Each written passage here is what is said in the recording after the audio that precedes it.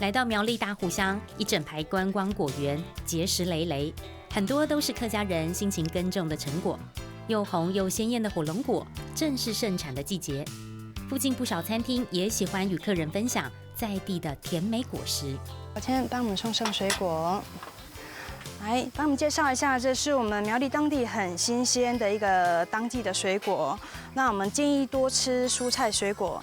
客家话有一句叫做“多是抢菜果子”，都是抢菜果子。是的，请慢用。大湖乡不止水果闻名，鲤鱼潭的山光水色更让人流连忘返。三五好友或情侣倚在草地上欣赏夕阳美景。湖畔旁的庄园餐厅周末时常一位难求，打造庄园的老板娘定期举办客家好料宴。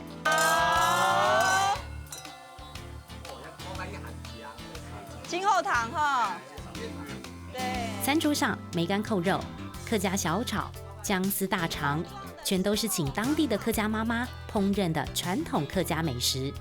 发现说，这边有山有水，那尤其呢，它就是有一些客家的一些风俗的一个部分也很吸引我们。比如说，我们现在就是会有一些客家宴。之前我在欧洲，其实这个场景很多，但是现在是在台湾，所以我觉得它很 special。